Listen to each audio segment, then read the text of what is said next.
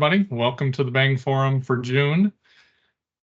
We have an exciting topic and an exciting speaker for you. For those of you that have been with us for a while, you will recognize Shannon because we had her come and speak. I think it was about 2 years ago, maybe even to the month, at a previous forum. Shannon is very passionate about business analysis and IT work, specifically business analysis work and our role in IT projects and how we make things successful and help things to be successful. Before I let Shannon take over and start, I do want to congratulate Shannon for last month reaching her 20-year milestone with the state. So congratulations, Shannon, on that milestone. And we're really excited and happy to have you back. As you have questions, folks, please go ahead and put them in the chat. While Shannon's going, she's given me permission to interrupt her so that she can answer those questions as we go. So if they're for a specific topic that she's talking about, it'll be closer to the time that she's talking about that topic as we go through. Okay, it's all yours, Shannon. All righty, thank you for that introduction. I'm very excited to be here. Let me get my screen sharing going. I'm going to be taking over here. Right here, this slide. Can you guys see the slide deck? Yes. Nod or thumbs up. Perfect. I am going to go off camera only because my bandwidth out here in the country, we have not great internet and kids are home from school since school's out for the summer. So I'm fear that I'll be stuck paused on screen in some very unflattering facial expression, and I'd prefer not to be. So I'm going on camera for introductions. Hopefully I haven't frozen yet, and going to go ahead and go off camera now. And as Tim said, he's going to be very kind to monitor the chat since I'm really bad about monitoring chat when I'm doing a presentation. So please feel free. I throughout the 2 places within my presentation, I'll stop and ask for questions. So if you'd like to hold them until that point, absolutely okay. But I'm also somebody who, like Tim said, I'm more than willing to be interrupted at during a slide, especially if it's relevant to that slide. So, you know, sometimes 3 or 4 slides later, your question isn't always as relevant, or you're like, I'll just wait till the end. Feel free to add it to the chat and we'll get to it. Okay. All right, I'm going to minimize this screen and go ahead and start. So I'm here to talk about the requirements lifecycle. This was a survey that was sent out, to my knowledge, from what Tim had sent me, and maybe it was Talon or Tim, one of the two. And this was something you guys were interested in talking about. So what I decided is, hey, this covers some of your other topics that were also shown as interest areas. I'm excited to talk about that. So here's the agenda for today. I'm going to do a quick high-level overview of the life cycle of requirements, something that me and an old manager put together about 7 or 8 years ago now, and you'll see that coming up.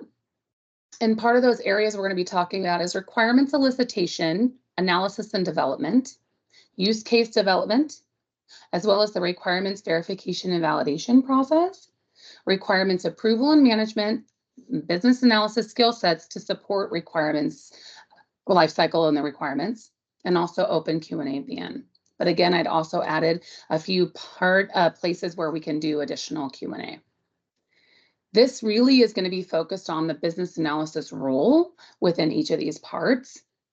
So I'm not going to focus so much on some of the other areas where the full requirements lifecycle is heavy, but we're going to focus more on business analysis because I only have like 80 minutes and I can talk a lot. So I'm thinking I can fill up 80 minutes, but we'll see if we have time.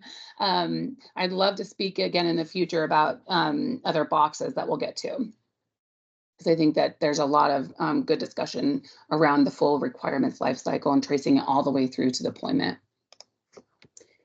All right, so the life cycle of requirements. This is the diagram I'd mentioned a previous manager and I worked on developing. It was very relevant to our unit, but also nothing outside of other methodologies, especially like within BABOK. This isn't something we made up, right? This is pretty common process of the life cycle of a project. And in this case, what's the life cycle of the way the requirements trace through each part of these boxes and steps? okay? And the first one is business stakeholder and direction. And this often is the inception of the need. What's the request? What's the project? Oftentimes it's in our world of business, a legislative request, something that comes from maybe collective bargaining, a federal or state mandate that's been brought upon us, or maybe even a new program, a new federal or state program. Also, it could be something like a new strategic technology direction, such as modernization efforts. In my case, getting off the mainframe system. We have a lot of that. The inception of a project starts with getting off the mainframe. What does that look like? It's big right now for my team. Okay. And so that really starts the idea. What is the need? Then we go into that next layer, the business operational need statement. And that's where you get to that next layer of information around. It's kind of giving you additional information about, it could be a statement of work or a work order contract. If you're going out for RFP or RFQ, could be just a change request, big or small, right? This is a detailed need statement often. But it often comes from your business partners, right? The person that's owning that process could even be the project sponsor. If it's a large project, could be a project team, okay? Where they're giving you that next layer of detail. And this is often submitted by our business partners and even leaders, like I had said, okay? Not always, but often. Next, we have the business analyst core functions of a requirements the requirements lifecycle, starting with elicitation, is what we participate in pretty heavily, is these next 4 boxes. Requirements elicitation, the analysis and development of those requirements, some use case development depending on the project's choice, right? Because not all projects go with use cases. It's my preference, but not all projects do that. And requirements verification and validation and leading those sessions. Okay, so that's a big core function of business analysis. Whether they're the ones doing, they may be the ones facilitating, they may be the ones writing, but they're definitely heavily involved in this process, in this phase. Going into the next one, requirements approval and management. Business analysts don't necessarily approve the requirements. That's often done by a high-level authoritative figure, maybe the project sponsor, like I mentioned earlier, some type of IT business leader that has to sign off on those requirements to get it to the next phase of moving on to development. But it also is you are there you're there to inform them. And I'll get to additional information on this slide later. I have one slide touching on requirements, approval, management, and the BA's roles and responsibilities within that box. But it is a lot, it's not as much as the previous 4 boxes. So we won't get too much detail into that. So remaining processes, solution assessment and selection, that's often done by your technology partners, right? You as a business analyst could be informing the solution or informing that helper, providing kind of additional information that might support the right solution being selected. But our IT shops are often the ones that would select what's the solution to the design. Okay, then they go off and build the solution, do their own testing, and then they deploy the code. There is a piece in here that is for testing that could be done by business analysts. And this could be a forum in and of itself for me, all right? Something I look forward to maybe talking about in the future if you guys ask me to come back. I guess that depends on how I do today, but user acceptance testing, for example. There's a lot of BA teams through the area, well, at least BA teams I've worked with and actually have been a part of in my past, that is dependent on the size of the project or the team's roles and responsibilities as defined by maybe their manager or that organization, right? Not every BA does their own testing, does their own user acceptance testing. Not every BA does that for each team. So really is dependent on your team's responsibilities or dependent on the size of the project. For example, the one implementation had an entire test team supporting that implementation. So their BAs didn't necessarily do the testing. They may have dabbled in some testing, but they weren't official UAT signers. They have UAT testers. So it really just depends. That box does. Solution validation, performance metrics. So solution validation could be something I've done in the past as post-production validation. Maybe I go in to make sure that the implementation was successful on my end user access that I have the ability to do.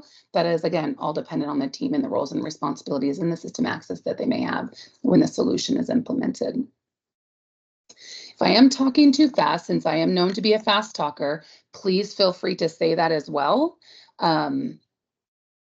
I would not be offended because I would like you guys to get everything out of this that you can. So like I said, if you slow down, just put that in the chat. Hey, Shannon, you're talking a little bit too fast, and I would not be offended. All right, next slide. Requirements elicitation, and what is it? What is elicitation? And I'm sure a lot of you guys already know what that is, but just to set the ground rules here, elicitation is really obtaining that information about the change. Getting that out, drawing that information out of your system users or business partners, or whoever customers that you're meeting with, and to get to what you're trying to resolve. Like, are we trying to implement a project, and getting that info? How do I draw that information out? What do I do? What do you need? What's going on? What is the change you're looking for, right? Starting that process to get that information drawn out of your business experts, these subject matter experts. Okay, getting that Shannon? Yeah. Just wanted to catch you before you get to the why is elicitation important. There was a question in the chat about the previous slide asking where requirements traceability matrix would fit into that diagram. Great question. So why don't I go back to the previous slide? Requirements traceability can begin here. Business operational needs can start here. It can start here, but is often managed and finalized here. So the RTM is often built out here, and I actually mentioned that in this slide. Good question. So it's often started here, or if you're going out for contract, that's where it's finalized here, and maybe later changed here. So oftentimes we need an RTM to go out for RFP or RFQ, a full contract. Shannon, we couldn't tell where you were pointing at when you said here and there. Okay. Sorry. So I don't know how to do the pointer in here, so I'm really bad at using PowerPoint for presentation. So here is business operational needs is often where you have to start or finish the work RTM in order to develop a statement of work or a work order contract if you're going out for RFP or RFQ, right? They have a detailed RTM because the vendor that might, or the contractor that wants to bid or put in a proposal needs to see a full RTM to see if they can accomplish the project and then put in their bid. So it depends on the solution, but oftentimes started here or finalized here if it's a contract. And in the requirements approval and management phase will be where it is either finalized, again, depending on the size of the project, or if it's a contract, and then ongoing management. And then I will mention in that slide the RTM. You'll see more about that later. I'm sorry about the situation. No problem. Thank you for telling us. Yeah. And thank you for telling me that pointing doesn't work. Okay. Maybe this is the pointer. Pen and laser pointer tools. Oh, look at that. Laser pointer. Here we go. Can you guys see this? Okay, so in the future, if I have to point, I have something now. Can you see it? There we go. Yeah, that's awesome. Okay. Why is elicitation important? This will help you further clarify and define what the business is asking for. Oftentimes when you get a business needs statement, and again, it depends on if it's going out for contract, but let's say it's just a change request. We get a business needs statement on a pretty large change request, and that could even be 1,000 hours of 1,000 man hours that would go into this. It's still a change request. And that change request might not have all of the information that is needed in order to define requirements and develop the requirements later. And so here is why it's important. It's having those conversations with those partners that know what they're doing, the end users that will be impacted, that have to give us maybe the as-is state. That information we need to understand in order to know where they're trying to get to, what's their need that we need to support here. Okay, this also ensures the accuracy of the project scope definition. So when we're still working on definition of scope, sometimes it's already defined depending on the project, where we're at in the project phase and the size of the project, but this will help further define that scope if it's lacking, right? We want to make sure that we have the ability to know everything we need to know from our stakeholders that are involved here, because we need to be able to define the requirements to not have missed requirements or missed scope later on. This also allows parties to think through what all of their impacted processes are. So when you're working through eliciting that information from them, they'll go, oh, wait, I didn't even think about that. This is also an impacted process. Glad we talked about that. You'll see that happen a lot during like as is and to be state process mapping. You'll also see that with what are our systems impacted? And then when we start to kind of talk about that spider web through elicitation of questions and everybody starting to think together and feed off each other. And oh gosh, that's right. I remember that. That helps you remember systems that could be impacted, other business partners that could be impacted that you didn't think of, and users that are impacted, external partners that are impacted. That will help you, again, further define requirements for clarity later on. Okay. Next. Okay, I got to turn this pointer off because now it's messing with my, okay, there we go. Requirements elicitation. What is your guys' role in doing the elicitation phase? So you'll want to work on often conducting interviews and focus group sessions. I like the ones I'm going to talk about on your roles and how to elicit requirements. These are the ones I often use, but that's not to say that these are the only types of methods used to elicit requirements. So I'll mention that because there's a couple of slides here. So interviews, usually interviews are smaller groups. Sometimes they're just one-on-one with your subject matter expert. But you want to make sure that it's your key business partners and end users. It's very focused. You're asking very relevant, specific questions with the expected goals and outcomes of that interview. You want to make sure you send those questions ahead of time, right? Because that way they have some time to gather whatever information they may need to gather. That helps speed. These interviews aren't often lengthy, right? And so you want to have time to talk through all the questions that you may have, but give them time to prepare if they need to bring documentation with them. Also, you want to put these questions in logical order. That way it flows through what we're trying to talk about, because a logical flow helps people think through process as it is, right? It helps go, oh yeah, I'm missing that step. I'm missing this information. I'm missing this document that we send out, right? You want to watch for nonverbal cues and signals, and then address those cues and support your participants when they have those cues, such as if somebody was, and it's a lot harder on Teams though, since we're not seeing each other's verbal cues. So I often express, please go on camera if you can, because this helps. People raise your hand if you have any questions, because it helps. We're trying to adjust our business analysis elicitation and documentation through that elicitation in a virtual world. It's taken me a while to adjust myself. So those nonverbal cues that we used to see in person, try to get people on camera, because we can still see those. Even somebody will go, Shannon, do you have a question? I see that you look like you got a question. I'm like, yeah, I do have a question. So make sure that you're working on trying to get people on camera if they're not in person, to really understand if they need additional support, or if they need us to slow down, or if we're missing something, or they are not quite understanding what we're asking, so that you can help define that more, because we're really here to help each other to get to the information so we're all on the same page. Walk through and talk through scenarios and examples that they've provided, right? That's why giving them information ahead of time about the focus interview is really, really good, because then we can walk through anything that they have that might be beneficial. Document the results of the interview and have the participants confirm that information. And don't wait on sending that information out. It's fresh in your guys' mind what you talked about. It'll be fresh in their minds for response. Okay. One other thing that I use very often is the focus group sessions. This is generally a larger group. Oftentimes they're JADs, for example. People have joint application design sessions. Sometimes they're your kickoff meetings. These back in the day, pre-COVID, I would be in a session like this with 50 people, right? It was pretty impressive. Lots of knowledge in that room. Do you want to have your key participants in there? Oftentimes they're your business partners, end users, other project staff, and it's a big gamut of project team members there. Right. And these sessions are led by BAs, but they often have some sort of support with moderators and recorders, and we'll get to that in a little bit.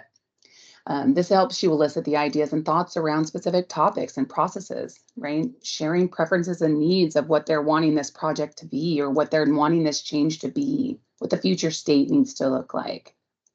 Identify major objectives of the meeting, and prepare at least 6 open-ended questions, open questions to talk about. And that also depends on how long you've scheduled the meeting for, right? If they're all-day sessions, you're definitely gonna have more to talk about because the project is a lot larger, right? So be prepared with questions. You're gonna have a lot more, but come prepared with what you know you need to gather.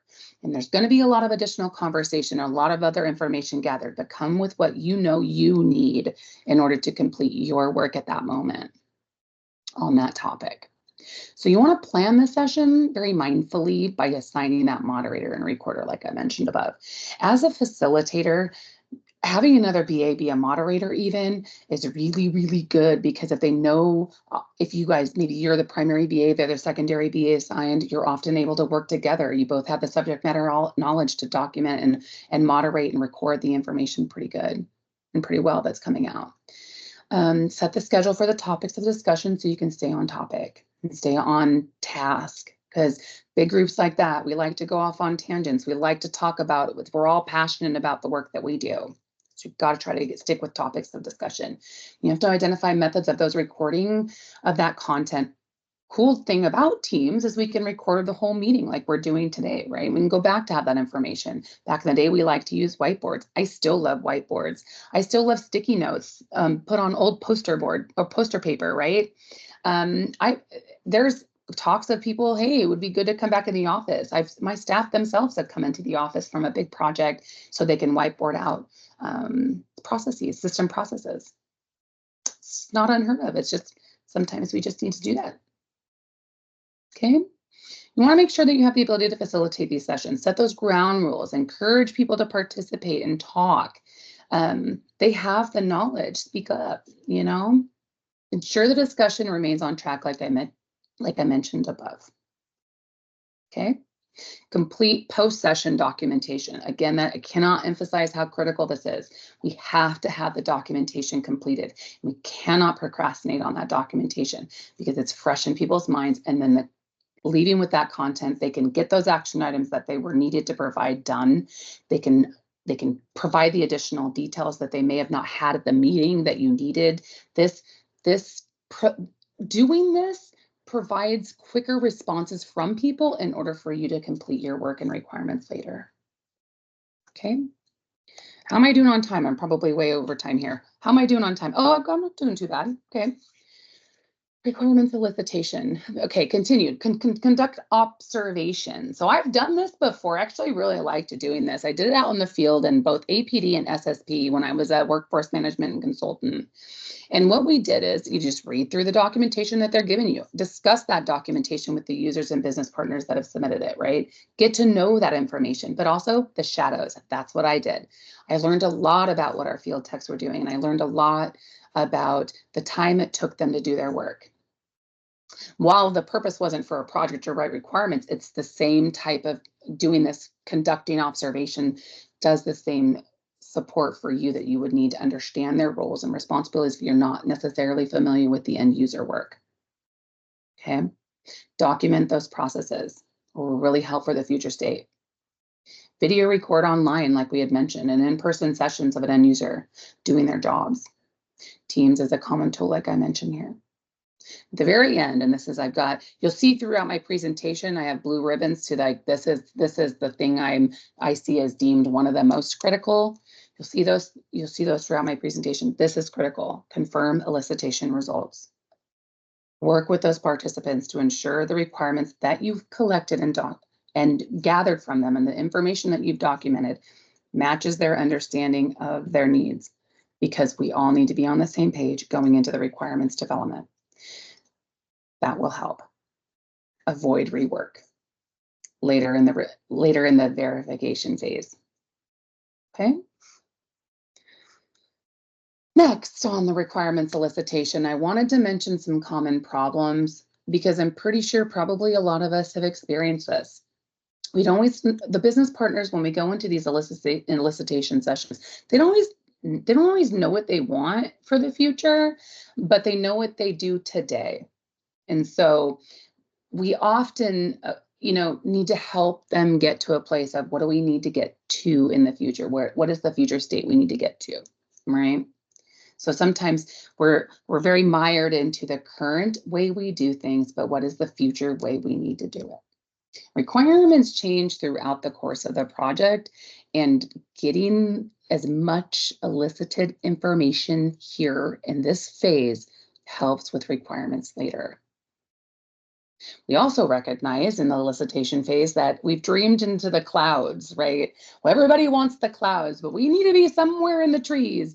Maybe in the, we need to be like down lower. We can't think too far into the stars because it will set an unrealistic project timeline. Sometimes we don't have timelines to the project, and that sometimes allows people to feel like they can dream big, but we have to stay realistic. And in this phase, those dreams get set and later on have to be chosen to kind of bring it down to somewhat of a reality of the project timeline that we have to meet. Okay. There's oftentimes communication gaps between our business partners and our business analysts and developers and managers and other project staff. We need to make sure that we bridge those communication gaps. Being open communication and being too much communication to me is not a bad thing.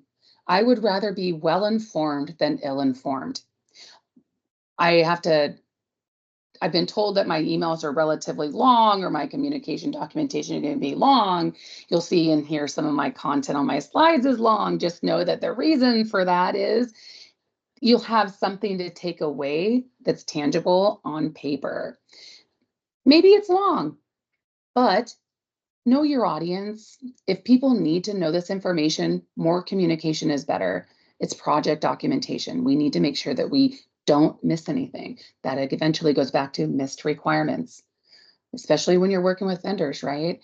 That wasn't in the requirements. So over communication and over documentation, it's not going to harm the project. Okay. So pause for questions. Does anybody have specific questions they want to ask me? I don't know if we do a hand raise, but.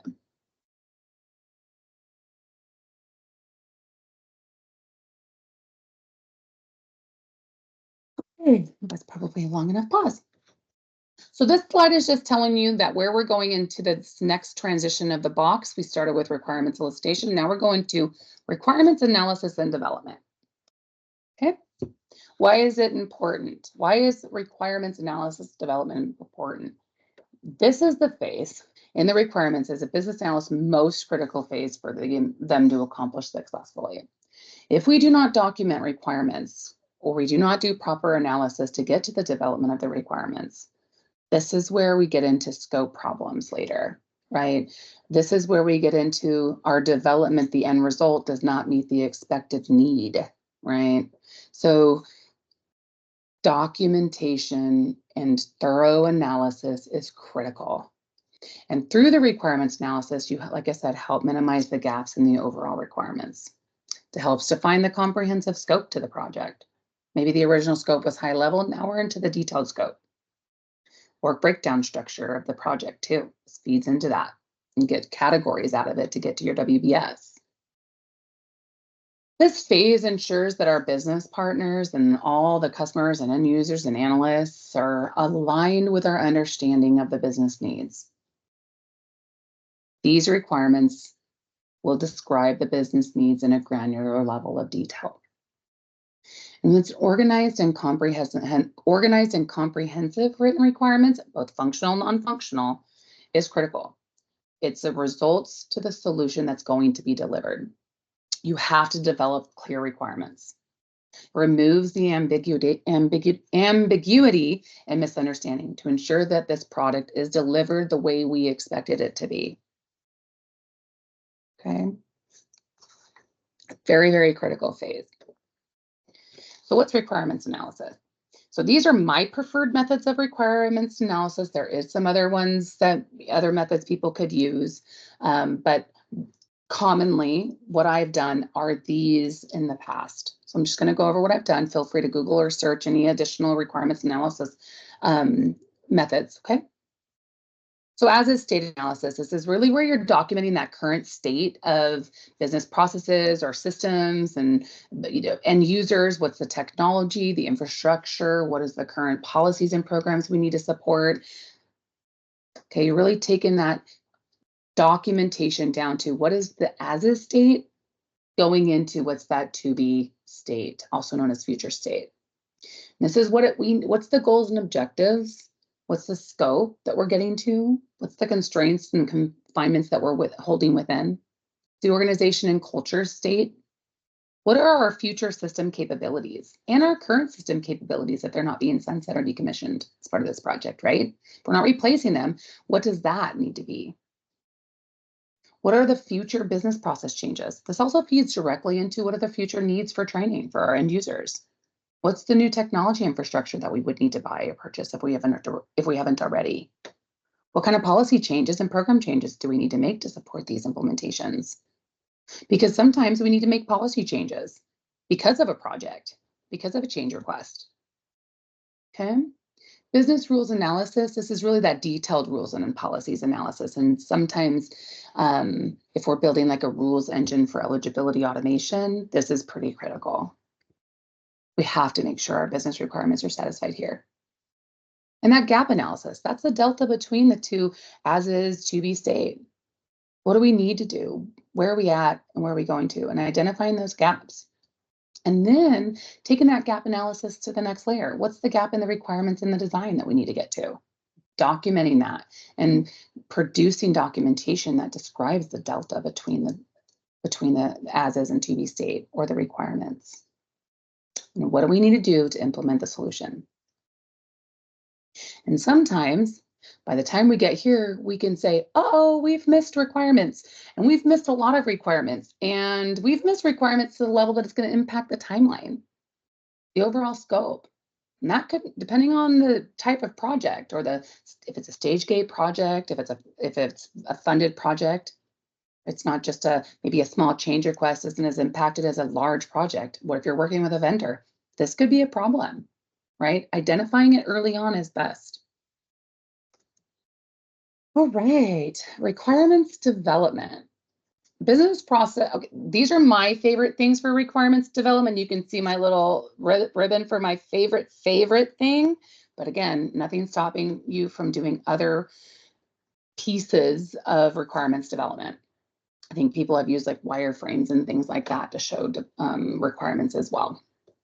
Okay, so requirements development, business and system process modeling. Primarily a BA's responsibility is to do future state process mapping. Sometimes you'll have to do as is state depending on what the current documentation available to you is. Not always do staff have how their systems behave today or how their business processes are today. Not always does that documentation exist prior to the start of a project, so you might need to create it too. You will not necessarily are the ones feeding the information, you just may be the ones documenting the outcomes of the conversation, of the sessions, right? Of the process mapping sessions. Okay, functional and non-functional requirements, these are critical for the BA to produce. Those are often what we are responsible for when it comes to the requirements that we are assigned to write. There is business requirements, often those are your business partners delivering them. And then there's system technical requirements that your like IT partners would be responsible for delivering that you may never even see because it's their own technical specifications. But these are the requirements usually BAs are responsible for. Okay. Functional requirements will specify specific behaviors of the system. Non-functional requirements, specific criteria used to document the operation of that system rather than the behavior of the system. Okay, and use cases, my favorite, which I've trained on, like I think it was almost 2 years to the month. So if the recording is available and you weren't able to look at that, I spent a good over an hour, I think, documenting process mapping and use cases and the way they work so well together. So feel free to reach out to Tim and company for that information if you're interested in that session. I'm not going to touch a lot about use cases in this discussion today. I only have one slide dedicated to it, but BAs can develop use cases to document the future state of both system and business processing. And this is where your functional, non-functional requirements can be used for documentation. So some people have functional, non-functional requirements to where there would be maybe a list of functional requirements in an Excel document, in ALM, maybe a tool that you use. your preference is your tool, right? Or the tool that's set by your organization. The use cases, also a tool, can be different for each organization. I have my own use case format I like to use, but this is a great way to document your functional and non-functional requirements in a contextual flow of words on a page. And this replaces that detailed functional, non-functional requirements. And I say detailed, and I emphasize detailed because maybe you would still have some high-level functional and non-functional requirements, maybe for categorical development. And those use cases would be that very detailed level. Okay. Next, we're going to go into use cases since I just finished off that high-level piece of that. What is a use case? A use case is another example for format of documenting and writing requirements in a text format. Capture how a user will interact with a solution to achieve that end goal, right? So this is a step-by-step user often process. It could also be user and system interaction or system to system interaction that results in that end goal. There's a starting point and then there's that end goal point. Okay. And usually you hear them as main flow, often known as happy path. That describes the process that's most commonly executed by either the user and or the system. The uncommon steps and sub-processes known as what I call in my document that I use, my skeleton document I use, it's an alternate flow there. I've seen them worded differently, but mine are worded as alternate flows. That's also captured those unhappy paths, the less common paths. Okay. But your use cases don't need to be 25 pages. They should be broken up into consumable sets of sprints. This is often used for agile methodology, but sprints of development, but cohesive development. You don't want them to be scattered development. You don't want it to be, I'm separating a single process into 5 different use cases. It may not make sense to do that. And again, see my other training for when and how to separate out what use cases depending on the leveling. Why are they important? This is my favorite because it allows somebody to read through, our end users, business partners that maybe are less familiar with reading a document of 500 requirements and try to big picture. This puts that into a logical flow for them, right? This is a process I know intimately as an end user. And now I can confirm the requirements of the future state that we need to develop. And this will include system interaction, because I can consume it easily, because it makes sense to me, because it's a process. I'm reading it like it's a process. We're often very process oriented and process driven because that's how we satisfy our work every day. We work through a process. This supports software developers in their design and development and implementation because they themselves can take it and consume it in a logical set of work. This is the start, this is my endpoint. Here's a few of my alternate flows I have to satisfy in the off-beaten path this time go right, or there's a different, maybe they enter in a different combination of information that would result in a different, that would end in a different result. They can see it themselves too, and then they can develop off of it, right? It supports our testers in test case development. And not, like I said, not always are our business analysts the testers. So if you have a test team and you've developed a use case, you hand that over and say, here's my use case. They can take that almost seamlessly transition it into a test case with a few of their other things that they need to add for testing, but it works wonders for that. Okay.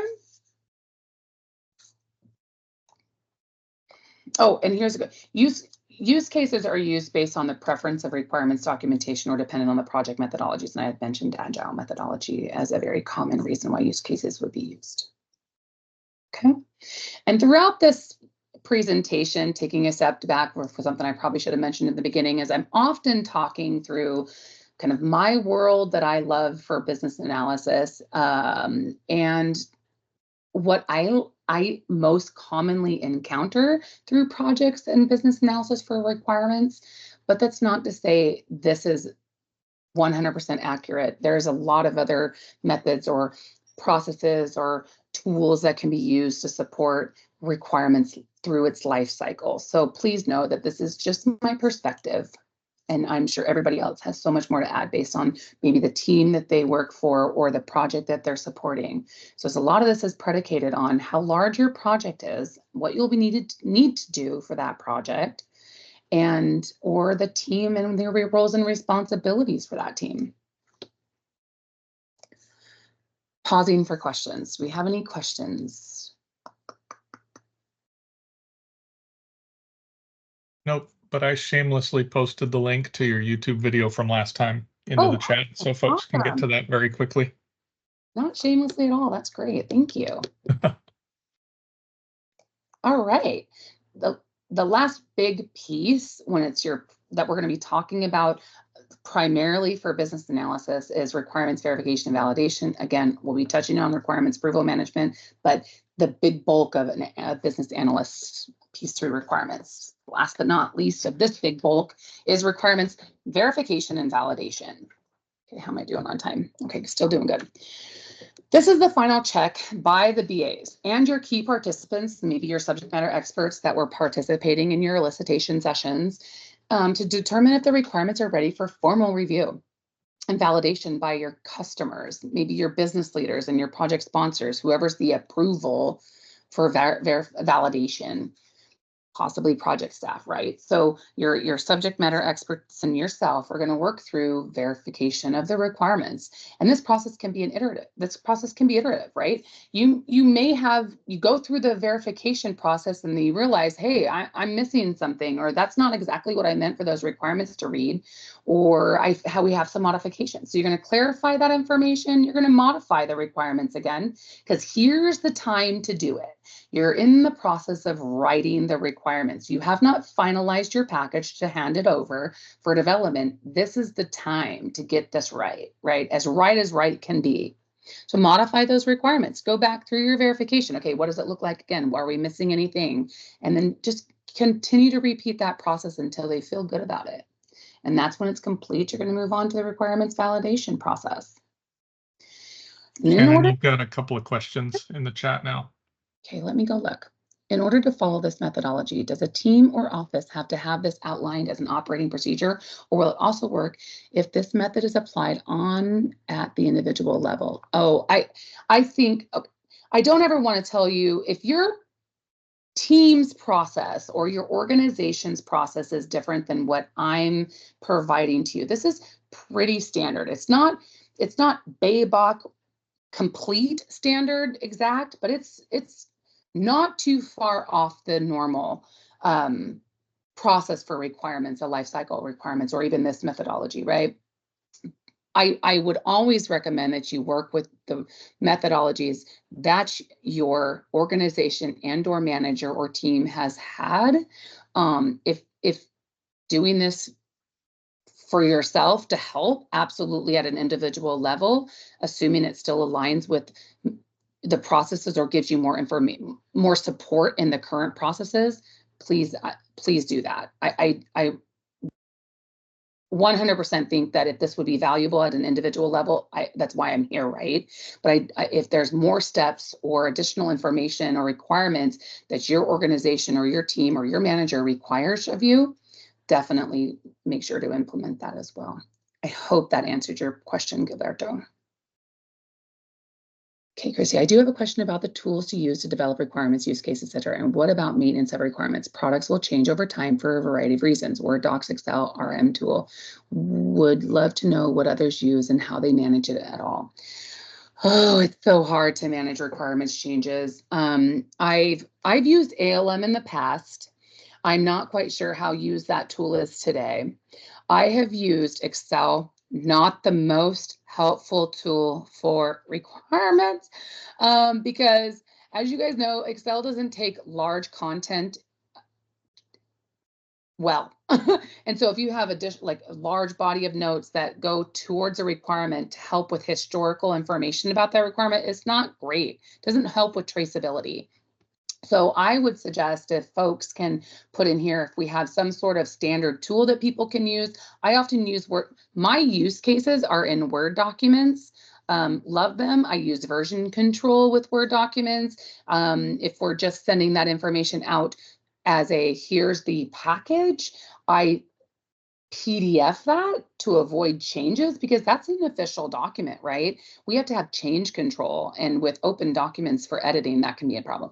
So the thing that really kind of the cool thing about my use case template, and I get that we shared that as part of this training I did a couple years ago, but is a audit log of change. It's an audit change log, and so you would describe the changes that you were making within that document. When, as you know, requirements or through the iteration method here can change in version, and we can change the use case to maybe add a missing flow that we add an alternate flow that we had forgotten. So I've heard of Confluence for sure. Yeah, so Jira's done some. I've heard people use Jira. I would encourage people on this call to throw in their experience with different types of tools for maintaining requirements.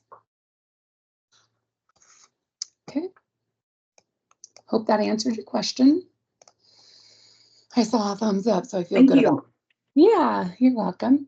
So the requirements verification checklist is what I kind of try to use to make sure that I'm not missing anything. Make sure that when you're going through requirements, that your requirement is complete, it's consistent, concise, it's a feasible requirement, right? It's explicit. That's one of my most important ones. I probably should have added a blue ribbon there, but they have to have no misunderstandings, as in, I need to make sure that our requirements, and I'm going to expand on this because this is where I've had problems in the past when handing over requirements, especially to people that are unfamiliar with our business, right? That's not how I read the requirement. That's how I meant the requirement to read. Uh-oh. So here we are gapped here. We don't want to be gapped at that level. We do not want to have, ambiguity within the requirements. Okay. We need to be explicit to what we mean. That maybe needs detailed requirements. They need to be testable. You need to have prioritization to your requirements. Maybe not in this phase. That often depends on the schedule, timeline. What are you up against? This could also often mean the size of the project, right? So maybe it's a small project. Oh, prioritization. We don't need that. It's so small. It's a 100-hour project, and that's not a big deal. But when you're working on a 2, 3, 5-year project, prioritization is important, and it may become even more important. So if you know it now, do it. Get that information from your business partners, because if later we're up against timelines and scopes and we foresee we might not make this timeline, we're going to have to go and prioritize maybe the Moscow method way to get to what we absolutely have to implement with. Hey, I'm ahead of the game because we've already done what we must have. Okay, make sure that they're understandable and meet minimum viability standards. And make sure you get those standards from your business partners and your leaders. Okay. Validation of the requirements. Work with your key business partners and leaders and project sponsors to validate those requirements to make sure that the implementation of the requirements results in the benefits that they had actually expected that solution to be. Right? They have said, I set that first box, that stakeholder business need, that initial inception of this project. I had set the need at the beginning. And are we there? Did we meet that? Do these requirements meet that initial need, that expected goal that they set forth? During this phase, the requirements may be eliminated. Okay, so we may look at this phase and go, the leaders may go, we don't, that doesn't meet the organization's intended solution. And or we're at this phase and go, for project scoping issues, we have to stay within our confined boundaries of our scope. Maybe we're within a vendor's boundary and that's not what we funded the project for. So this is where some of those things start to get choppy, right? That doesn't fit the scope. Other requirements, including indirect requirements. And what does that mean? I'll tell you in a minute. Should add value to the overall required and desired requirements set by the organization. Indirect requirements means There was requirements that were set up very directly to the business requirements desired by the organization. I must have this. And those indirect requirements are maybe additional would like to have, but that they still meet the need of the overall business organization. So make sure to include all of those. And requirements should be traced back to, so we are to traceability, should be traced back to the business needs and benefits. And this phase ensures the execution of the requirements traceability. Okay. Verification, validation differences. The verification, we ensure that the requirements meet the standards. The requirements are checked against system capabilities and that that meets the software needs and expectations. And then we ensures quality control. So validation is making sure that our business partners and objectives are met, the organization's objectives as well, and that those requirements are checked against the business needs statements and the original business requirements if you received them. Oftentimes business needs statement or detailed business requirements, depending on the size of the project. That they also deliver value to the overall organization as a whole. Okay. Last but not least, key, but also not hugely part of the role of a business analyst is that requirements approval and management. Okay, so I'll tell you in a minute. Let me just go over the rules. BA's roles and requirements and approval and management. This is where you're going to hand over that requirements package, button that baby up to look pretty. This could include all of your business process maps that you have created as is and to be, because why not? This could include all the detailed documentation around the requirements, such as use cases, right? My favorite, or your detailed requirements. This could include prototypes or wireframes that you may have kind of thrown together, even though you're not the final designer, you're not, or the developer may pick the solution. Just say, hey, we know that there's going to be 5 new screens. Here's the idea-ish of these screens. So if you have some wireframes or screen samples, throw those in there. Okay, this is your package. This becomes your package. Okay. And we go into the supporting of the team, the project team, and the ongoing management of the modification to these requirements traceability matrix. This is where us BAs spend a lot of time. I say us BAs, I am not a BA anymore, but business analysis will always be in my heart, so I will include it as us. But back to this. Supports the project team and management and the modification of the requirements. This is important because the RTM is kind of the official project scope.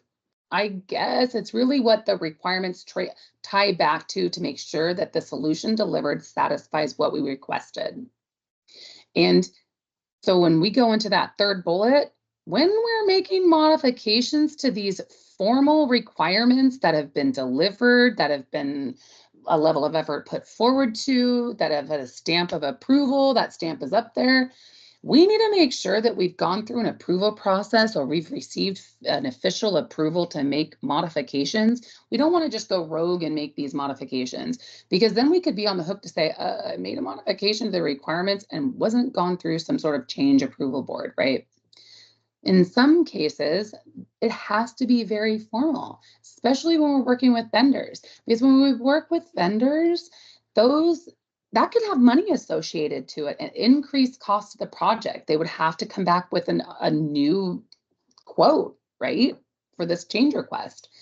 And sometimes we look at those change requests as in we, the collective large bot leadership, maybe the executive steering committee or the working steering committee will look at these change approval boards, will look at these and say, I'm not willing to spend X dollars on making this change to this requirement. Now let's defer this for later. So we need to make sure that we are making modifications to this official document post-approval. Want to make sure that we communicate, again, open communication and heavy communication about any project timeline or scope changes or concerns that you can see. I know we're not what are they, future, we're fortune tellers, or we can't know the future, but we can foresee something coming that might be of concern. because BAs have that skill set to look ahead, like, oh, this might not work out, and this might be a problem. Keep people informed and communicate early and often. The sooner people know that we're not going to maybe meet a deadline, or that this scope is that we're going outside of the original scope, or this could potentially lead to a reprioritization of the requirements, people need to know about that early and often. Decisions being made sooner are better than those frantic decisions that we need to make when we're trying to put out fires, right? Let's help everybody in this process. Takes ongoing corrective action. So this is where you're going to make sure that if it's within your power to resolve any issues or concerns that arise during these phases, take initiative to do so. Okay. Alrighty. Now we're into the last, I think, 3 slides of the presentation. And this is what I wanted to end with. Y'all are very skilled people, and I'm always impressed by business analysts. And what makes us great BAs is our skill sets. And what kind of skill sets do we need throughout the life cycle of requirements? We want to make sure that this project goes off without a hitch, right? And what can we do? What kind of skill sets do we need to make sure we implement during the project life cycle and the requirements life cycle to ensure that we get the delivered result at the end? A project delivered on time, on schedule, within budget, and meets the requirements and success. Maybe not always, but the best that we can. Some of the skill sets that, not the only skill sets, some of the key skill sets that we should have is really creative thinking. And what is that? What is that? The ability to think outside the box. What are some new ideas? This is like one of my favorite parts of the job is thinking about ideas and how to solve problems and navigating new solutions.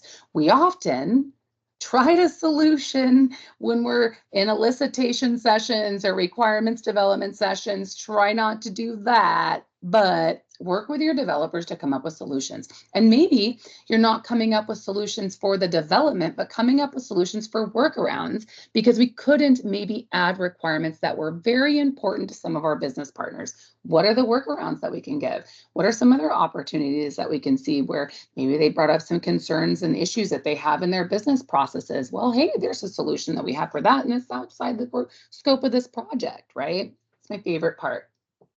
Decision making. So this is interesting.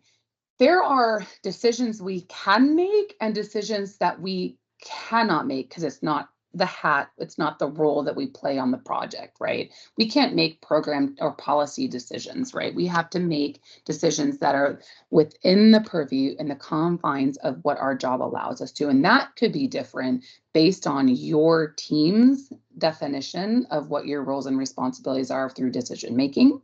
Maybe you have delegated decision making authority, that it depends on the project even, right? So I've worked with several different teams that have different decision-making authority for BAs, and different BA levels have different decision-making authority. So use your best judgment with your team's expectations and roles within yourself and what they require. But make sure that you understand the criteria to help make informed decisions. That is the key. We need to make informed decisions. And if that is making sure that you provide information to the decision maker so they can make informed decisions, even better, right? We have to make sure we make good decisions and inform the partners that need to make decisions if they don't have all the information at hand. Learning, the ability to comprehend the customer's meaning through the information that they're providing. So you need to be able to take that information, analyze it, document it, synthesize it, evaluate it, and define opportunities to create some sort of solution in the end to whatever information that they're giving you. You need to be able to learn to adapt to them and their needs and the facts and the information. Translating that information is key. Why? Because you may be getting that information from them, but have to put that all in writing. So being able to truly understand and learn from your partners, your subject matter experts, that is critical to the success of our job as BAs. Problem solving. Again, another one of my favorite things. Another one of a lot of people always love to solve problems, but make sure that you understand the problem that you're solving and why is the problem important? And is it how important? We have to actually get to this second part because this may be where scope and, we're cutting back scope. So we need to know, okay, so a problem has arisen and what if we didn't resolve that problem now, what would be the impact, right? So we have to make sure we know if we can't resolve it and have to defer some sort of defect that arises in testing, right? Being able to understand how that problem could impact the solution or the system or the end user or whatever, you need to be able to have the ability to solve a problem in another way or defer the problem if it cannot be resolved now. But also navigate and provide inputs to the solution to the problem. Okay. I promise I'm almost done. What am I doing on time? Okay. Systems knowledge. I truly believe this is important. You have to have systems knowledge, at least maybe not in the new system as much as maybe the current systems you're working on. But if you're implementing a new system, you need to at least understand the new system or a combination of components. What is the current system that we're trying to replace? Or the new system that we're going to, what's the capabilities of that system? What are the people and processes or other systems that work together to support that system? We need to have enough systems knowledge to navigate what our future state will be. Otherwise, writing requirements can be really difficult. Personal organization. This is an area I truly need to work on. These slides were created yesterday because I promised I was going to do them last week and then family happened, right? So avoid procrastination. I am going to use that as something for myself to remember, not to procrastinate, because you never know what can come up. And that's why I always say send out that documentation as soon as you can. Post that meeting, post those sessions with your elicitation sessions with your business partners, because procrastinating on that information may be harder to pick it back up to document.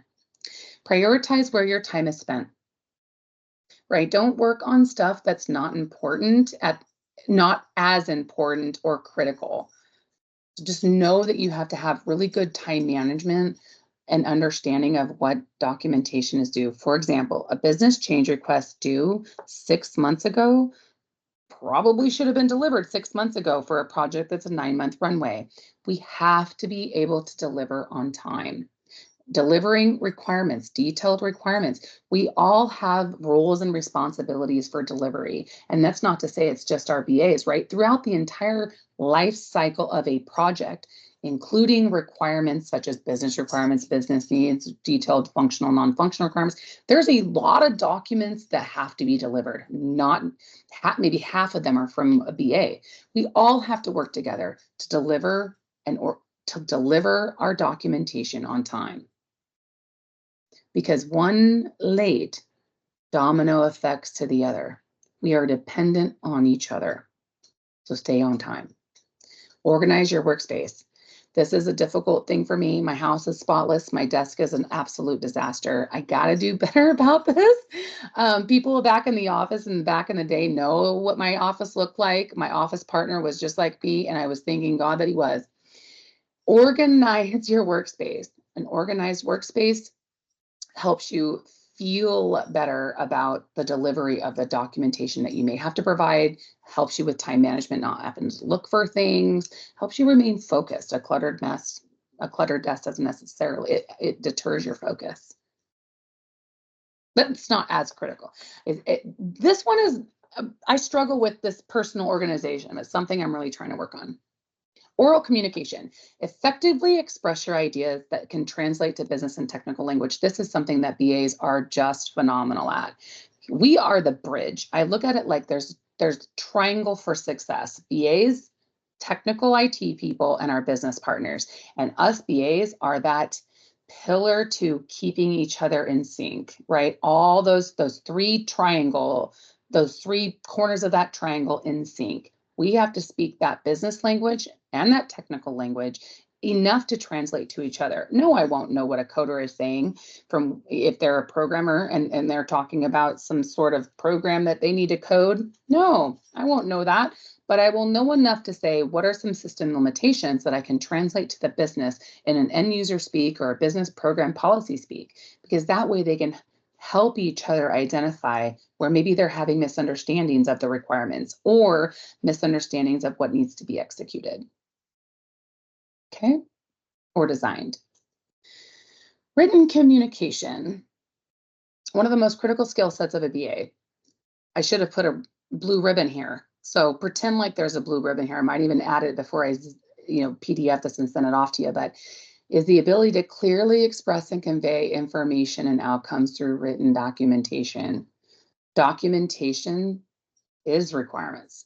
This whole life cycle of the requirements, if we can't write requirements, what are we here for? Because BAs have to write the requirements, and we have to be able to write the documentation. Our brains have to be able to take all this information we've learned and document it into consumable requirements, because organization of that written communication is also key, right? I can't just sit at an Excel document. Let's say I'm using Excel as my requirements document, right? And just start writing requirements as they flow out of my brain. I can't imagine with my brain what that would look like on paper if I just started writing requirements.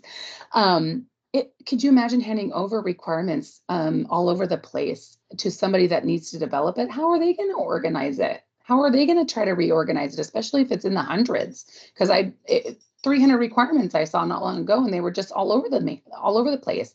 I myself, if I'm looking at requirements to verify and validate that they're accurate as a business leader, I don't really, yes, that requirement reads right, but what am I missing big picture?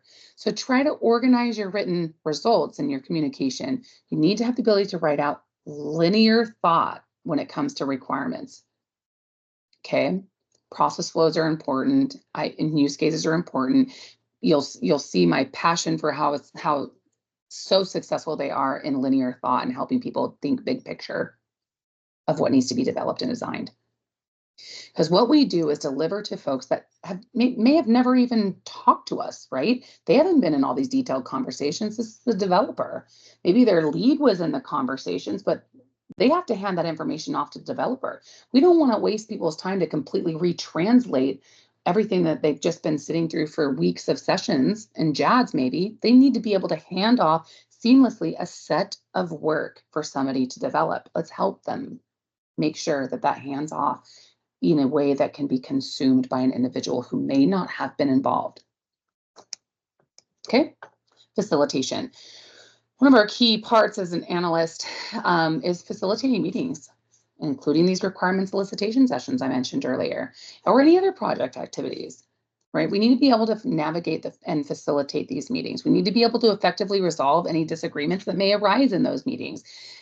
As you guys probably have experienced, sometimes people disagree on the requirements, and we need to make sure that we can help navigate what their disagreements are and understand how to resolve the two conflicting requirements, if maybe they're conflicting requirements, right? We have to defer discussions that go outside the current topics. This is also known as a parking lot. So if we love to go down in details about processes, like let's say we're on a topic of a end user process, we could easily get rabbit holed down to the nth degree on processes that may not even be relevant to the project or the topic that we're talking about. Be mindful, have the ability to defer the discussions and bring them back to topic. Okay, set a parking lot. Leadership. We need to be able to motivate people. Okay, what does that mean? We all have the shared end goals and objectives. So enable them to work together, right? Enable people, lead people to work together. Visualize the future state that people can be motivated to work towards. This is where we're going. Let's get there. How can we get there? Lead the team, lead the subject matter experts, lead your other co-BAs in this conversation, in these elicitation sessions, throughout this requirement sessions, okay? Teamwork is key. As you know, we have to work with and enjoy working with so many diverse individuals and teams, and it's so critical to the success of this project or change request that we're working on. And fostering good teamwork amongst all of us meets the success of the project in the end. Okay. And that's all I've got. Does anybody have questions?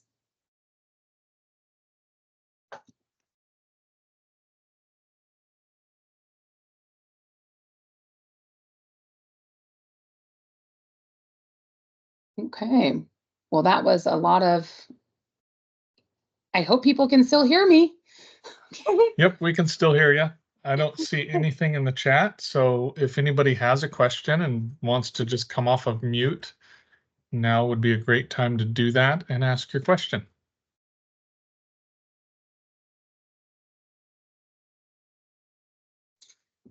Okay. Well, thank you, everybody. I've really enjoyed being here. Yeah, thanks again for coming, Shannon. Always a pleasure to have you back. We'll have to think up a topic for next year so that we don't go 2 years again without having you join us. Perfect. So I'm going to PDF this process or the PowerPoint and send it over to Tim, and he can get it out to all of you guys. Yep, we'll be posting it on our website as well as a recording of today's forum. So if you had to jump out for part of it for a meeting or you had to join in late, you can get the PDF of the slides and watch the video on our YouTube channel. And a reminder, our next forum is going to be in August. We've got Bryant Lister coming to talk about data management, data governance, and metadata. So it should be another gripping topic, another one that's close to many of our hearts, and should be another great forum. Awesome. Well, thank you for all the wonderful comments. Y'all are making me blush. I super appreciate it. Have a wonderful day. Yep. Thanks, Shannon. And thank you, everybody, for attending. We'll see you next time. Bye-bye. Thank you. Bye. Thank you.